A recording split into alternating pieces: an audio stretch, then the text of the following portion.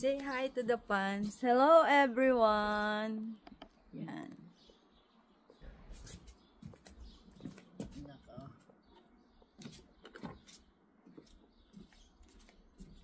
Say hi kayo. Oh, hi, Pilipinas. Nakakara kami nasa pelikula. Naka-video. Tatay ni Manong. Ay, sige, Manong, tanawin mo. Ano kaya ginagawa nitong dalawang to? Hello. It's May 7, 2025. Gugupitan ko ang aking biyanan. Ako ay dakilang cook at dakilang mangungupit. Ay, mangungupit. Ay, dakilang manggugupit. Totoo, manggugupit. Manggugupit. Ano kaya kinugupit nito? Ay. Manggugupit. Ito ay naghahanap ng partner kaya nagpapagupit. siyempre, gustong-gusto ng biyanan ko dahil free, libre. Yun ang number 1. Siyempre, para wag akong malagyan ng buhok, kailangan ko maglagay ng Talaga naman palang magandang coat. Yan. tama rin gusto ha. Ayan, kinukuha ng ating basura. Tapos ang pakiramdam.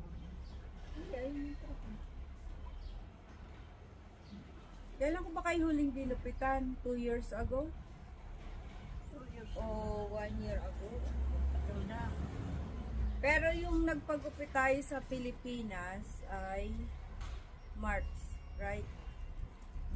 Bago kayo pumunta dito sa Bago matapos ang February. Canada.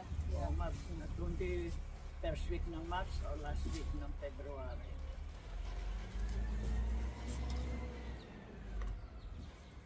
Gagamitan natin si nanay ng razor. This one.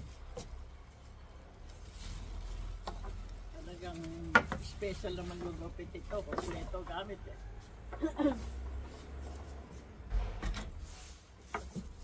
Ating isasaksak sa dakilang Saksakan. Dakilang saksakan. Dakilang saksakan. Kapares ng driver natin. Si ano, gusto nyo yun? Ay, di ba ayaw ni Gina ng Wala naman si Gina. Kahit sa Pilipinas hindi na ako makuha. Kasi doon sa Sardina yung babae. Tinanong ko si nanay kung anong gusto niyang style. Gusto niya ay parang pang lalaki na gupet.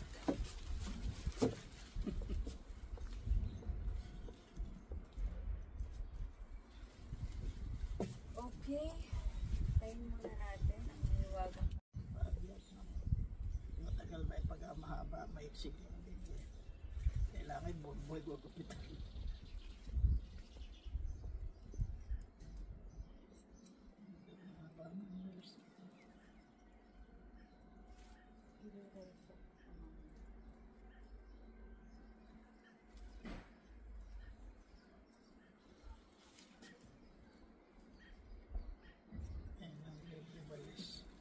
Yan, ayaw pang magpagupit.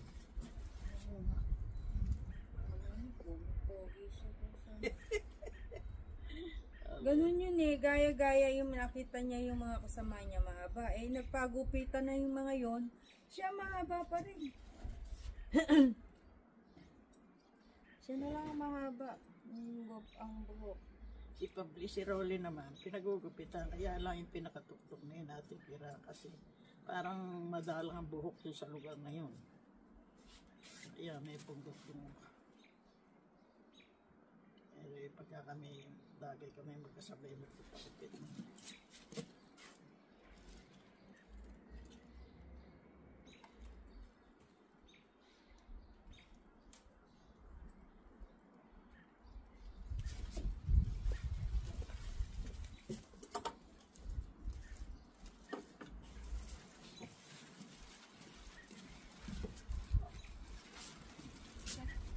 Nabubuhay. Bakit automatic nabubuhay?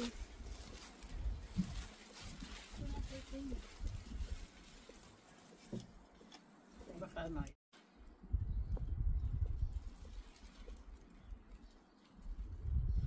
Para makunat na yung buhok niya. Akala ko. Akala ko may balat lang tumukurot. Pati mo. Wala ka lang nanay mo. Parang makunat na yung buhok ni nanay eh. Ngayon ko lang narinig yun ah. Imbis na balat. Nako. Nanay ko lang narinig yun. Makunat ang buhok. Hmm. Hindi yata kayo nagsishampoo ah. Siyempre rin. Ay, sito nga pala. Bibili ko ng shampoo. Parang hindi ko shampoo yun. Ano yata sa inyo kasi parang wala nang shampoo doon. Sabon lang. Malapit kasi sa buhok pagka hindi sa shampoo.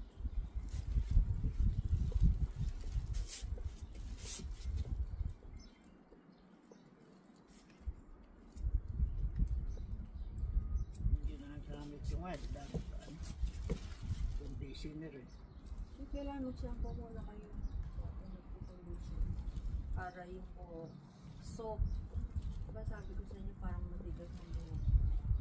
Hindi ba? Talagang pampala. Pampalambot. Una, ang conditioner pang ano lang yon.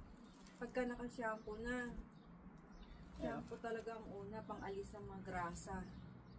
Ay, ako sa ako eh. Puros ganun lang. Conditioner. Hindi ako nagsishampoo. Kaya mali na.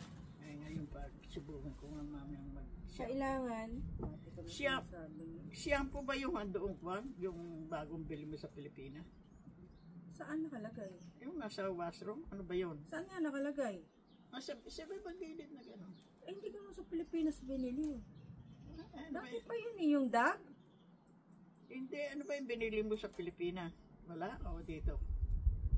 Andito. Binili pa ako doon. Ang binili ko lang doon yung shampoo na pabili sa akin na nakapak, diba? Ganun ba? Kay Josie.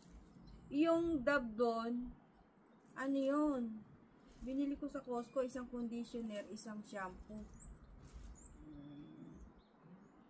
Dalawa pa pala gagamitin. Eh, siyempre, hindi ba't ilang beses ko na sinasabi sa inyo? Ang shampoo, pang alis ng dumi, ng mga oil sa buhok. Pagkatapos nyo maka-shampoo, nabanlawan nyo, saka ngayon kayo magko-conditioner ng konti. Mga 1 minute. Tapos, babanlawan uli. Ano, 1 minute nasa buhok, ano? Mga ganun lang. Ano ko, ako'y mabilis magtrabaho na. Pag nakusod ko, banlaw na.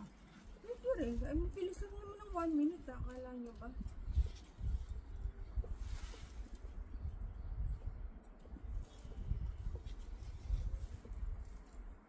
Tama-tama na yan.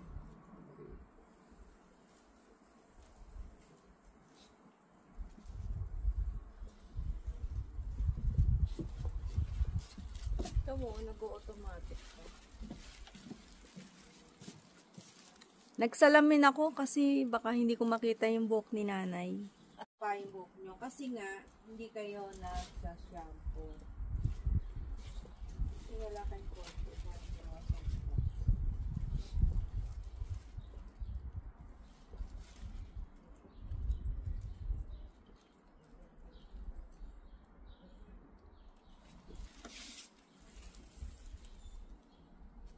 Siguro yun eh, nakadayan lang. Katlo na ngayon putol yan. Kailan? Ito, dalawang beses ko na pinuputol yan dahil lumalampas na kaya ito.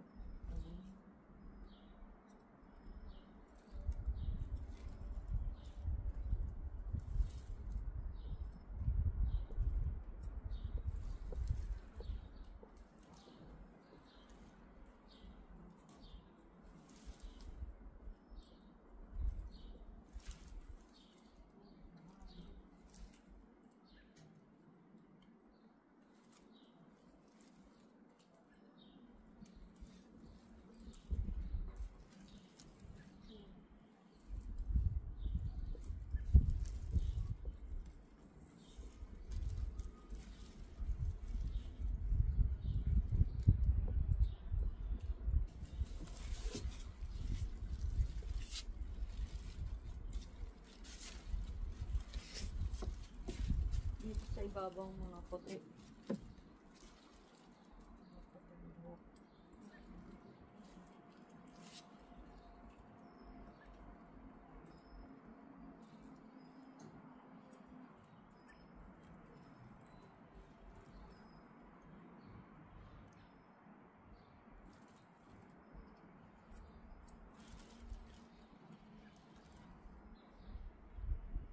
Diba si Kuya Public sabi niya ginugupitan kayo?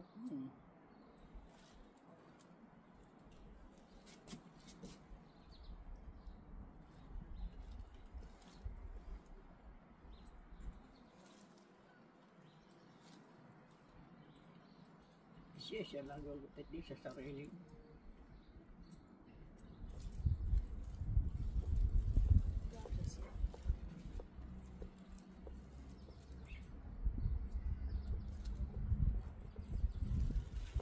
Ano?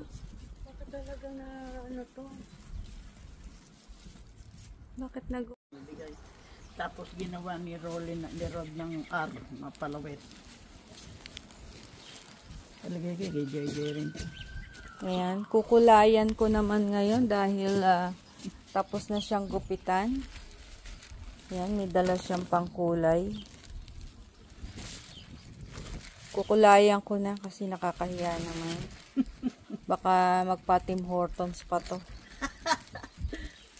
Matawa kayo. Ganda na.